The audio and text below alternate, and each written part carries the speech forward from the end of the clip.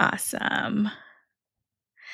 Hi, everyone. This is Jessica with Latina Therapists. And today I have a special guest. She's actually the first guest, Paola Leon. Thank you, Paola, so much for being here. Um, so we met through Instagram, which I think is such social media nowadays is so powerful that you can connect with different therapists, different Latinas. Mhm. Um, and so I know you are also a first gen, Yeah. and that's a big, mission, a big message behind, the Latina Therapist page. Tell us a little bit about yourself. Who is Paola, your first gen story, whatever you want to share with us today. Of course. Well, first of all, thank you, Jessica, for having me here. I'm really excited just to be here with you and just to share my story and hopefully, just to kind of spread more awareness and someone can kind of also identify and hopefully sometimes share their story as well. So yeah, so my name is Paola Leon. I am a marriage and family therapist here in Orange County. I speak Spanish, and my focus is working with children, teens, and young adults. Um, and like you mentioned, I'm a first gen Latina. My journey is gonna look different from everyone's journey, like we talked about Yes. earlier. So for me, Spanish was my first language. And coming from immigrant parents, I grew up here in the United States, but as a young kid, I was actually brought up in Mexico. So I did Oh, schooling in Mexico. I think I did my kinder and a little bit of first grade. So then really? Spanish, yeah, Wow. so Spanish was like really my first language. So the struggle was when I moved back to the United States, just grasping that English, grasping the vocabulary, the pronunciation definitely was like a shock, like an impact growing up as a kid and then just kind of like navigating the school system and making What was friends. what was Yeah. that like for you? Just the assimilation of the culture at such a young age? Yeah, yeah, it was difficult. It was difficult because my only language was Spanish, right? So just kind of like speaking Spanish, it was a barrier for me to connect with other kids and then also the teachers. But thankfully, there were a few at that moment that were bilingual. So I was able to get my way around, but it was definitely difficult, honestly. Yeah. Yeah. Where did you grow up in Mexico? I grew up in the city, in Ciudad F. So Oh, we're wow, from, cool. I was really exposed to like the culture and like, the language y todo. Entonces, kind of like coming back here, it's just like so different to what I was exposed to. Like even the people, the culture here, it was just really Mhm. different. And I feel like at that time, there were a few Latinos in my area, but it just wasn't, as now that it's more common here in Orange County. So, Oh, really? yeah. Go ahead. No, that's just so interesting to me because, like, I'm from Texas, and so I was curious about California because you always in Orange County specifically, right? But I think maybe you think California and you think, "Oh, Latinos," right? Because a lot, to live there, but you're saying your experience was different. Yeah, yeah. And I think it also has to do with like different areas of California, Mhm. right? And so I feel like where I grew up, I was still exposed to some Latinos, but it wasn't just as heavily as now. Like if you were to come visit to Orange County, like you could see like taquerias everywhere. You could see a lot of Latinos, and it's just more of our culture is now integrated Mhm. into Orange County. What was that experience like? Like, and I'm curious about anything that was just really impactful for you and your journey during that time? Anything that just really stayed with you from those days? Adapting to the new culture, integrating not only myself but also like as a family and kind of starting our new life in this new country, and just navigating as a family, like our identity, my identity, and just kind of like starting all over again, but maintaining our roots. That was kind of a Mhm. challenge. Mhm. Um, so being, like, in California, right, in America, how did your family stay with their roots? Because that's always challenging. You always hear, like, "Oh, people forget," especially first gens, right? How did you stay so close?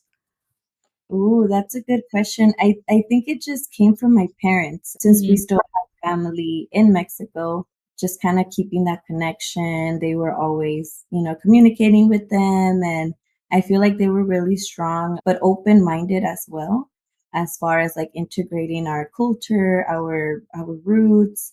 But then also, like, as time, kept coming and we were growing up and we were like in high school and college, they kept that open mindset of, okay, we're also going to integrate like a little bit of, let's say, like Fourth of July, right? That was it.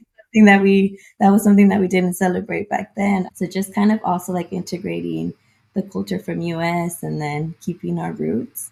I think my parents did a really great job because thankfully, like, we still also celebrate like all of our holidays here. And yeah.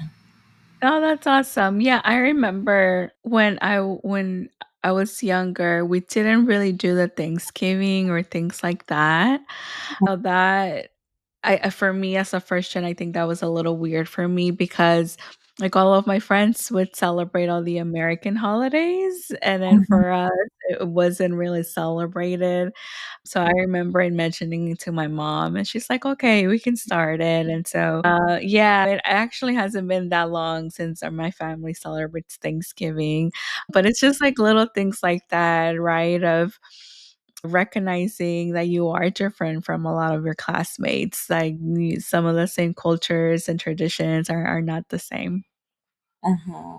Yeah, absolutely. And I think that we kind of experience it different as like kids, right? We also kind of like absorb it differently, and we start to kind of comparing ourselves, like how you said, oh, well, our classmates, they celebrate this and they do this on this holiday. And so just kind Yeah. of like, How do you think the first gen identity has impacted you, not only your career, but growing up, right? Like going from elementary to middle school and high school and college. What was that like for you? more to more Latinos. And so thankfully, like, I was able to also speak Spanish and then speak Mm. English because my classmates were, also bilingual. So that was really nice to kind of integrate my identity from Mexico, but then also kind of, from the US. Up until college, that's where I did struggle a bit more. As a first gen, a total new topic, a total new environment that I'm also first gen as far as the first one to go to university. So it Mm. was just really impactful. And as my identity, like not knowing what am I supposed to do, who am I supposed to reach out to, how to navigate the whole system, like the higher education system. Yeah. The applications, FAFSA, all Yeah, the no steps, one the little teaches things. Mhm. you. Even though we do get some slight support for like from school, and they kind Oh, of walk cool. you through the FAFSA and everything. But I mean, like, once you fill out the application saying you're in college, you're on your own, right? You're Yes. the ones that we have to look for, like the admissions office. We have to look for like the counselors, the career center, and like all these other like support, because no one really does it for you because we're already grown up and we have to navigate it on our own. So that Wow. was challenging. When you were saying that, it's almost like I still feel the feeling sometimes of being anxious, but not maybe having the liberty of the privilege of shutting down, like, just working Mhm. through that fear and that anxiety of, "Oh my god, what am I doing? Am I doing it right? Am I missing something? Like, did I read what I'm supposed to do?" And then just I guess you can ask people along the way, like, like the school staff, but there wasn't really someone like a aunt or an uncle or a parent, or I'm the oldest, or a sibling to ask, "Okay, well, did I do this right? Did I miss something?" And that just that nerves, but not being able to process or stop in the tracks because you had stuff to do. Uh-huh, exactly, and I'm with you on the same page. I feel like it was like a constant anxiety that we just had to like, keep moving forward and because si nadie lo hacía, we weren't gonna do it, right, for ourselves, so we had to do it for ourselves. Yeah, it Um, wasn't gonna happen if we didn't do it. Mhm. exactly. Yeah, Yeah. that's tough. What, if anything, what advice would you give for any other first gens? Oh, I would just give them to, I would let them know that regardless of these obstacles, these feelings, the anxiety, the stress, right? Reaching out either to, let's say, like a family member or just anyone from the school system, because even though if they don't understand like the process, just by us kind of sharing, right, like what we're going through, how we're feeling, is still healing. It still serves a purpose of support, right? So I think if I would go back in time and, tell myself at that age, I would tell myself to just speak to someone, just kind of as an outlet and also for guidance because I felt like my identity, like I kind of had to do it all on my own. And that option just never crossed my mind to ask for help or, like go a step above and beyond for support because I thought that I had to do it all alone. Do So you think that comes from? Because I would say, like, hyper independence, it's a very common trait with first gens. Like, I noticed, a lot of us have that trait of and I think that mentality of we just have to do it. Yeah, absolutely. I would say that I think it comes also from like the way we're brought up, right? And Mhm. how we see maybe our family dynamics, our parents' dynamics, and just like how they moved and migrated to a new country. And then we kind of look up, up to Mhm. wow, they're so strong, they're so brave, right? And sometimes I feel like we internalize like that, those feelings like, you know what, I'm gonna do it, I'm so brave, it's okay, I can do it all by myself. So it could be, right? Like something like that that we're exposed to when we're growing up. Yeah, but I don't know if Yeah. you had any similar like feelings. I think this is something that I still struggle with. I'm working on it to not be so autopilot for me. Like, I don't even think, I just kinda start doing, and then I start with the idea that I just need to figure it out, that I shouldn't ask for opinions or advice, and I can just plan. Like, we just had, like, a family vacation, Mhm, and I caught myself, like, just running with things, like, I was just booking stuff, I was just planning dates and mhm, to-dos, and it hit me, I was like, "Oh my god," like, I'm not asking anyone for yeah, help, I'm not asking anyone, what are their thoughts, if they had other suggestions or if this was even a good idea what I was doing, but mhm, it's so autopilot for me.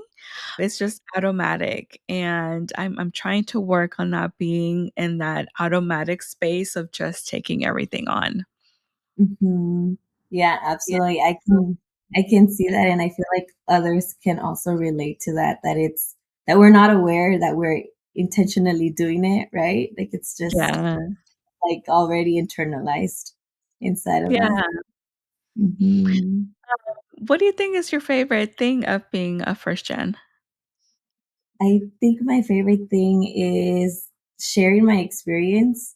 And even though like I navigated through my own, I'm able to now like share and kind of spread, this awareness and like help others if they're either first gen or if they're second gen, Mhm. coming up with a mentor side and Yeah. just like being there for probably someone that I wish I would have like through my journey. I think that's my favorite part of first gen. Why do you think that's so important? And I can tell you're very passionate about it. Like, as we were talking about, this is a big deal, Mhm. advocating, sending that message, just being that guidance. Like, why do you think it's so important to still do it? I feel that a lot of kids right now, currently, like growing up, Mm. they're probably going to also be first gen, like this new generation, and especially right now, in the world and just creation status and how right now a lot of people are also wanting to start this new life in the United States and even though they're from a right, they're going to probably be exposed to like growing up and being a first gen. So I feel like just kind of, supporting the new incoming children is really helpful. I think it's great how things like this exist now.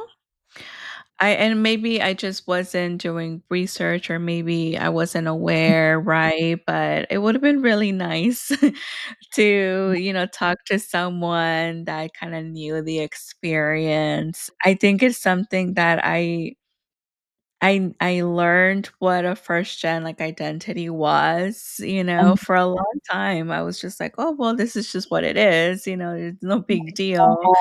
Mhm. Yeah, and so I think through time, as people have been more vocal and more like, "Hey, this is a kinda like a different breed almost."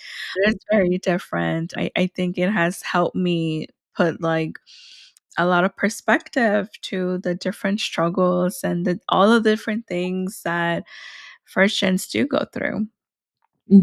Exactly. And I agree, like you said, I feel like probably we weren't exposed to like this first gen like culture, right? I didn't know it was a thing until like a Yeah. couple years back that you're like, whoa, like I identify as a first gen because, I went through X, Y, and Z and yeah, and I think it's nice to have now, more awareness and to talk about this topic and to help others who probably are, going through the same thing.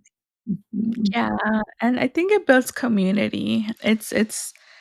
It's really nice to have community. I Out of curiosity, you say you work with teenagers. Do you work with teenagers that are getting ready for college? And yeah, okay. Uh-huh. Yeah, so it's really nice that I get the opportunity to integrate both like mental health and then also kind of integrate that first gen part into their journey, right? Because like how you said they're getting ready to make their first applications or to fill like that FAFSA application that is so it's so weird and difficult, but just also kind of talking about that mental health part, right? Like that stress, that anxiety that we talked about.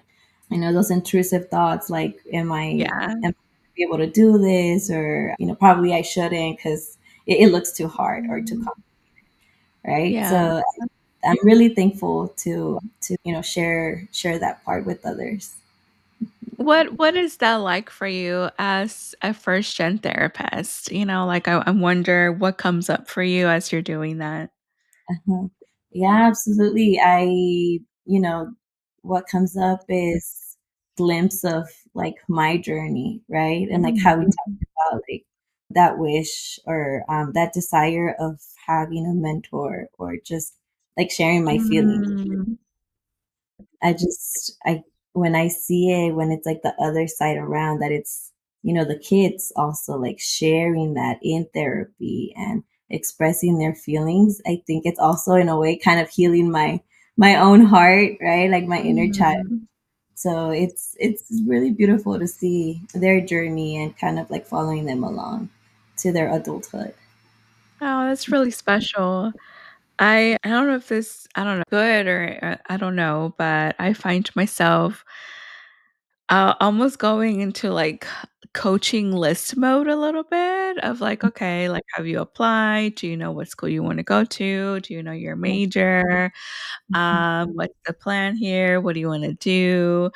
Mhm. Um, and, I think it still can be therapeutic, but, it's sometimes I think with cases like that is finding the balance of being their therapist, but also a little bit of a mentor.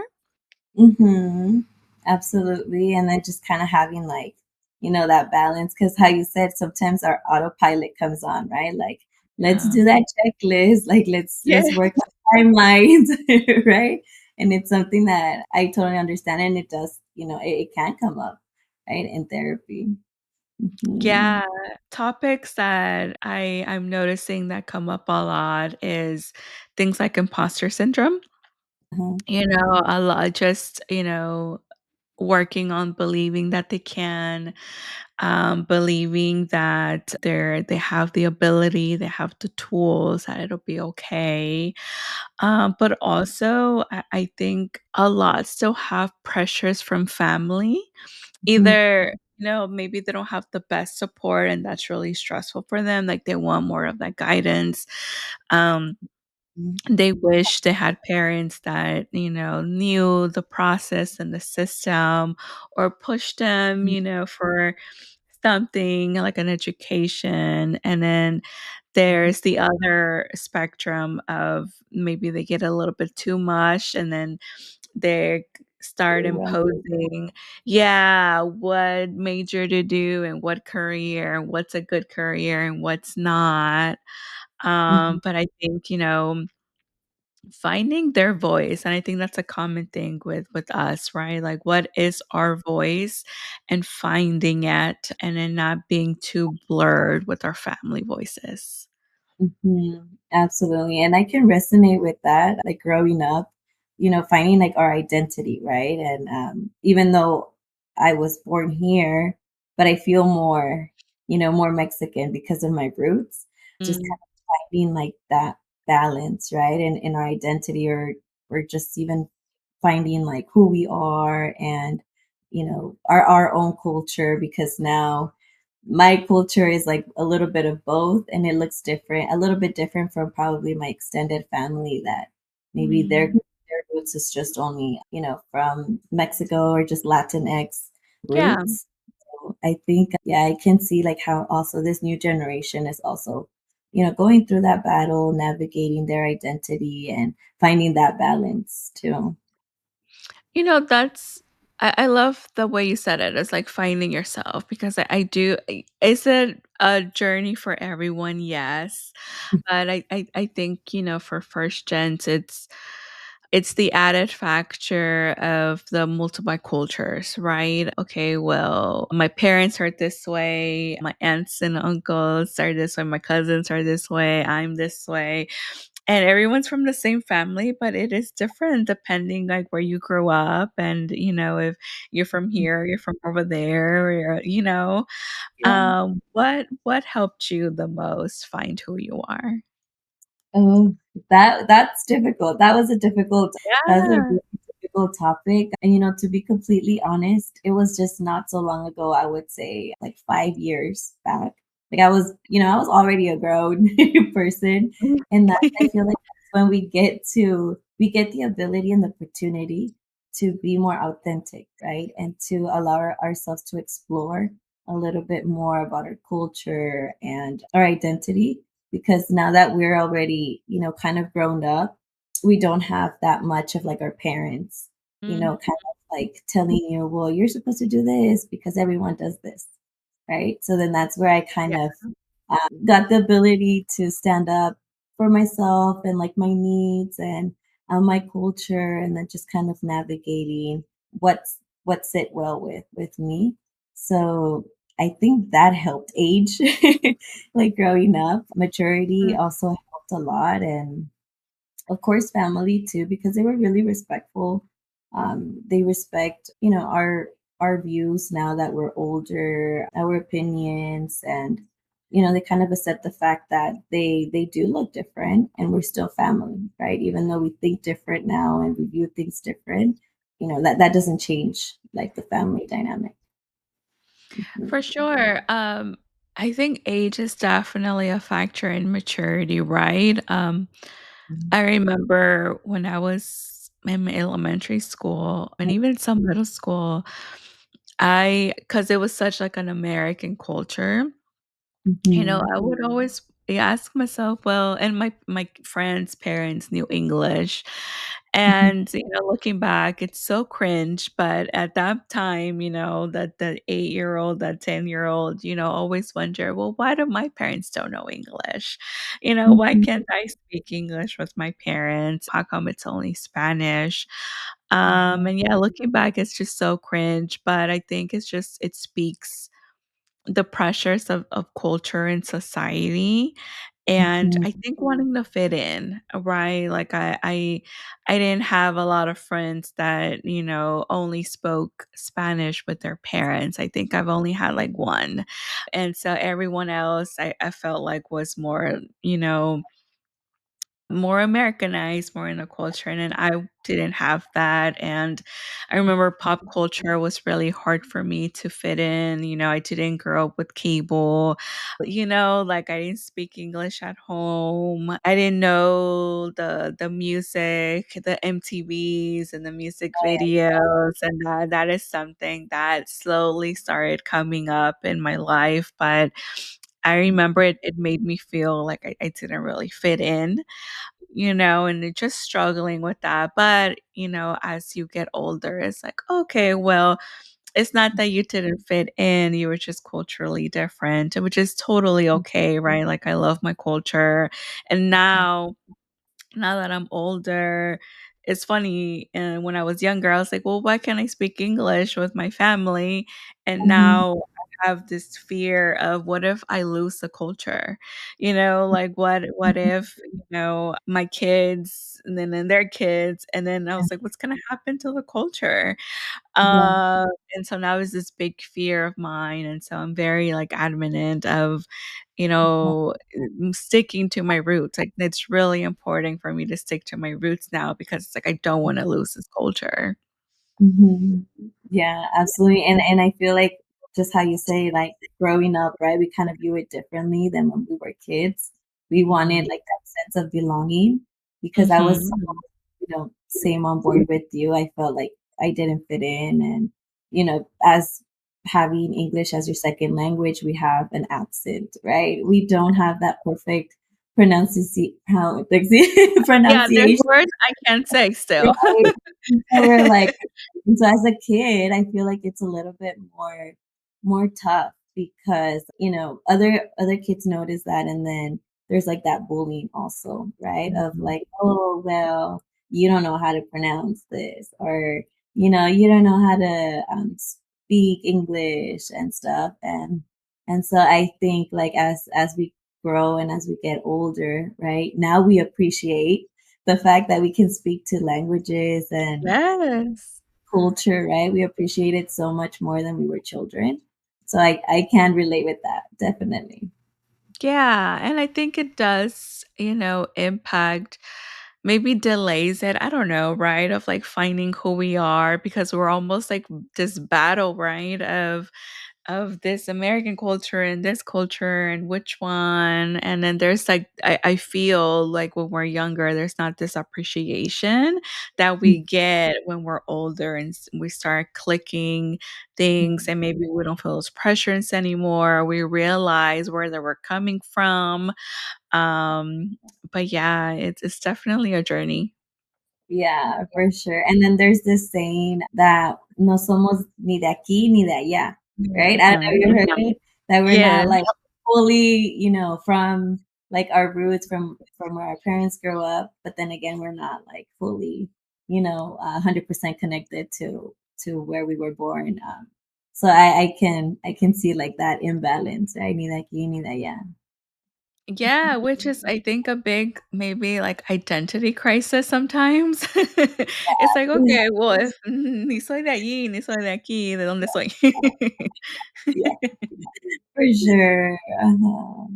So, again, I feel like that connects to, like, why we talk about, first gens and why we have these conversations, your podcast. There's, now a lot with social media, a lot of that exposure about what a first gen is and what it means and what it can look like, because our journeys are different and we'll have some similarities, right? But it can look different for everyone. Yeah, every story is unique. Every story there, I don't think there's, one that is just the same, which I think just speaks to the complexities of first gens too. Mhm. Absolutely. Yeah. So what, made you wanna be a therapist? Dude, that's a good story. So right off the bat, when I entered college, I just got psychology as my major because I thought it was interesting, Ah, right? I had no idea what a therapist was. I had no idea about mental health. I just thought, oh, it's interesting, like study of the brain, the anatomy, and, just very general, right? So I went in without knowing what therapy was. Up until later when I was, my 4-year university and I finished my bachelor's, and I was like, "Oh, so this is what it is."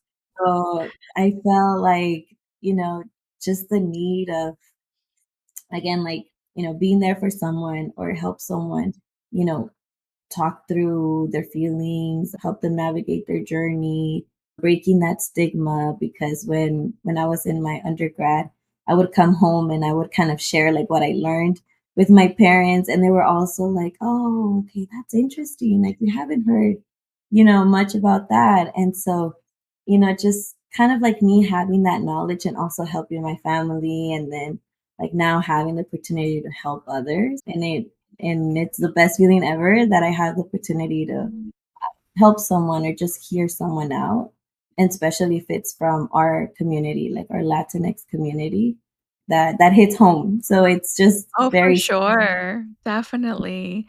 Do you work a lot with Latinos? I do, yes. So I do therapy in Spanish, which at the beginning it was a little difficult, right? Kind of to get better Spanish and our like more of like those professional like Spanish words. Word. Mhm, mhm. So I vamos. Do you sometimes forget words? That happens to me. I'm like, "Oh my god, my bilingual brain is betraying me," and it happens in English and Spanish. I'm just like, "Ah." Yeah, honest, yep, 100%. There's always at least not once, but it always happens. Like when we kind of know that word in Spanish, but we don't know how to say Uh-huh. it, we say it in English. Yeah. Yes, I love how, kind clients have been, they're so cool about it and understanding, so I'm very Mhm. grateful for that. Yeah, yeah, absolutely. So I think it's something nice that we have the ability to reach like 2 different populations, right? And I think that's what makes our work more special too.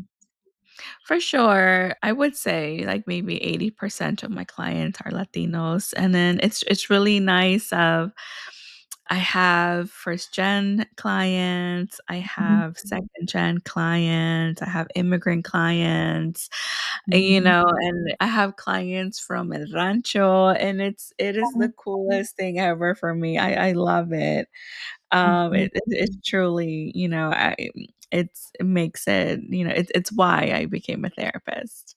Yeah, yeah, and do you sometimes, like, get that feeling of, like, staying, with your roots and kind of, like, Yeah, carrying our roots where we go and just, like, spreading. it does make me feel like I'm sticking to my roots and I'm helping people that I'm passionate to help with. And Mhm, it's just really nice seeing, people that maybe the stigma say that don't go to therapy are going to therapy. Like I love seeing that.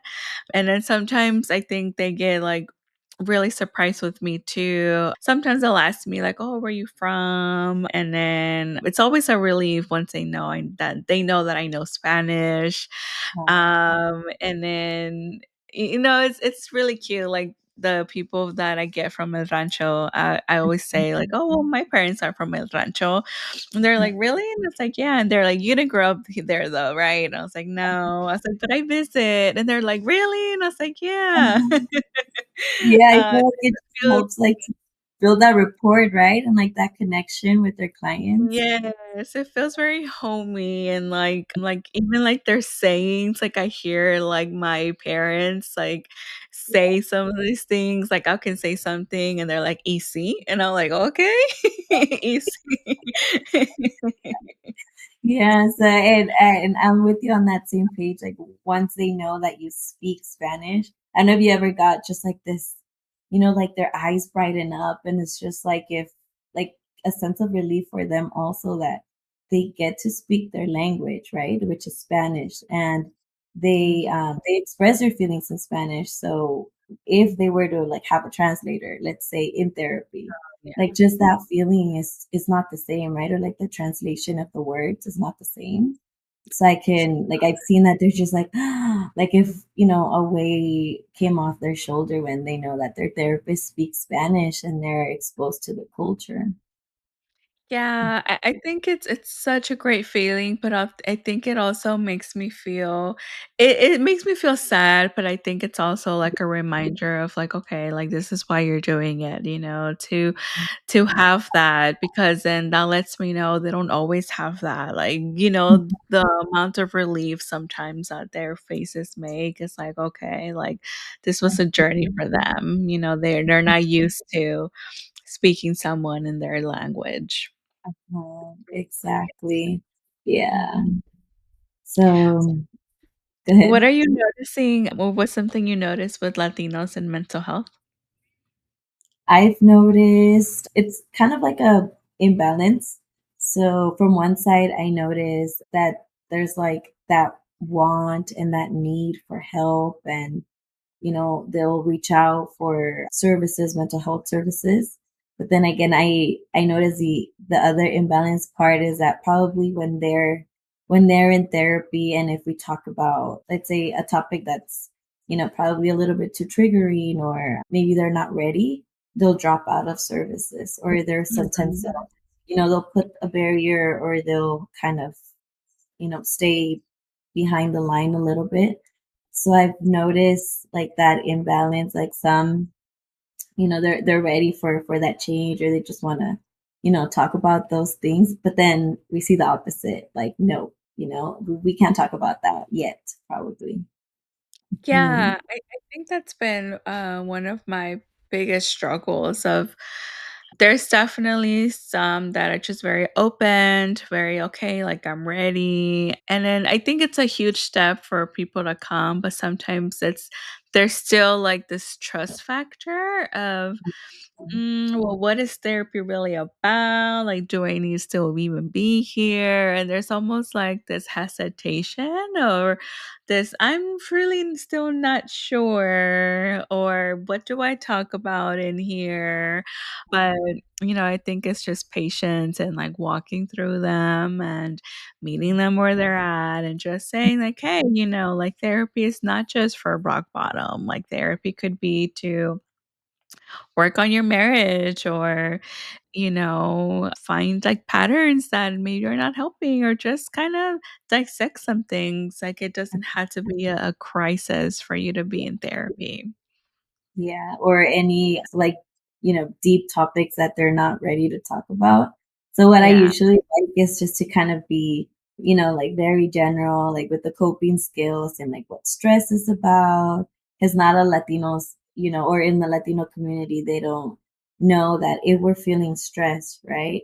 That's probably a topic that, that we might need to go to therapy to talk about that stress and what that stress looks like and what it's doing to our bodies and our mental health.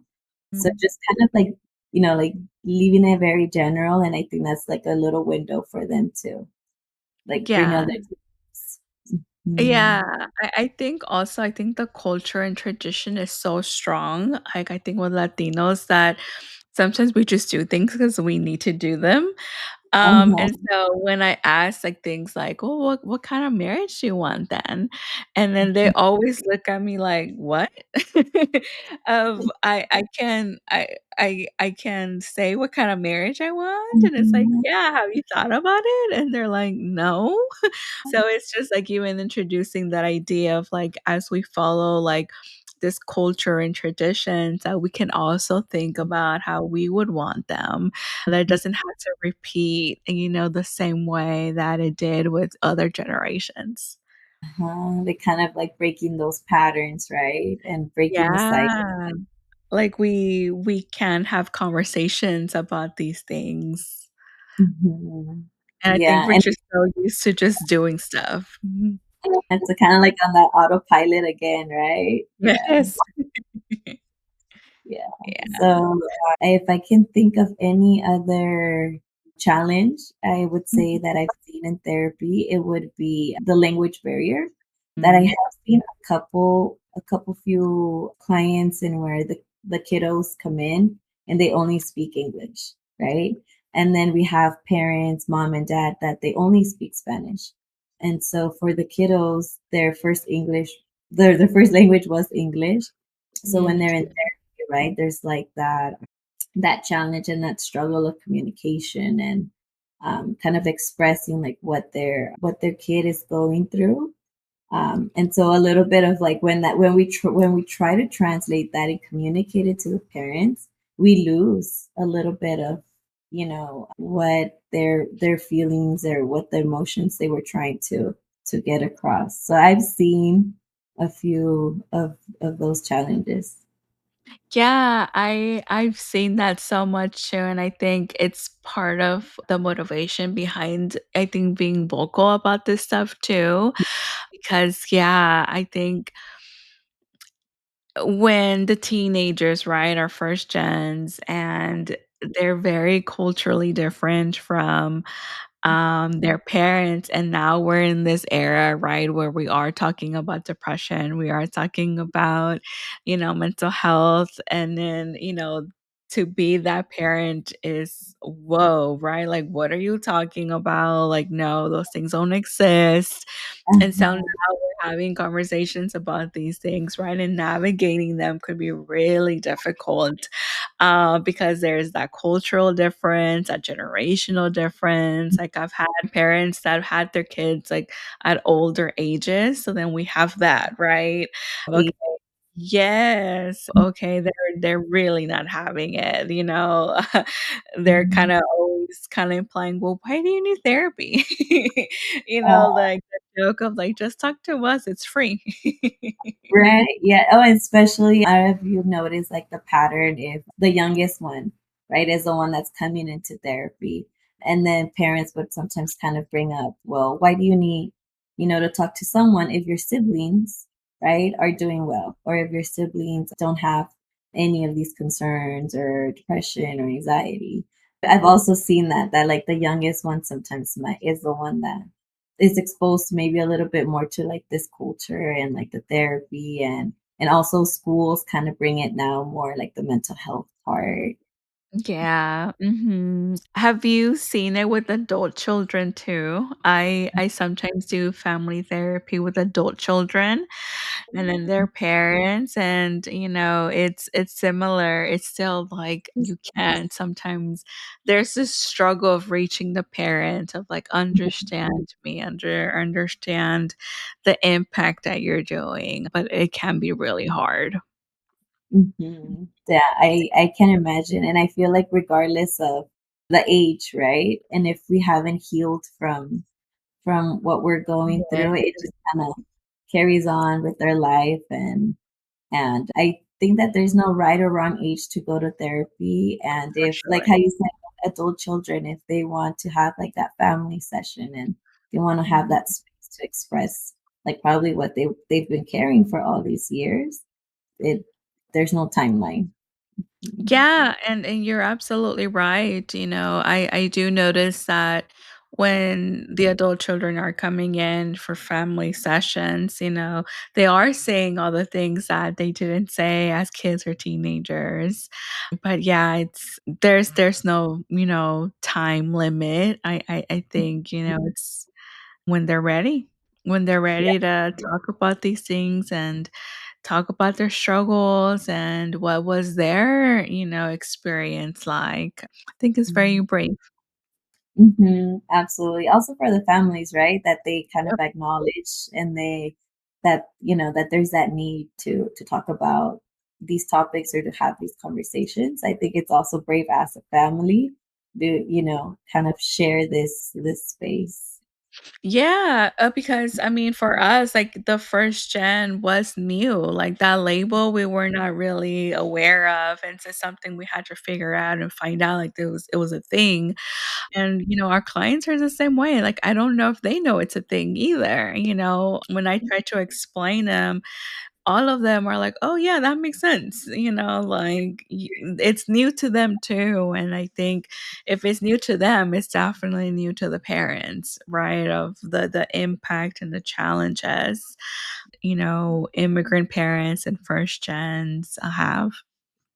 Mhm. Yeah, absolutely, and I think it's also a different experience, right? That us that we're first gen, we experience it different, this journey, and, our parents also experience it different because they kind of see, like, the outer Yeah. perspective of, like, how we just, navigated this journey in a way in our own, right? But they also Mhm. witnessed it, so there's kind of, like, those 2 sides of the story. Yeah. Well, anything else, like any last advice that you would think it was really important or like any message out there for anyone, for first gens, Latinos, therapists?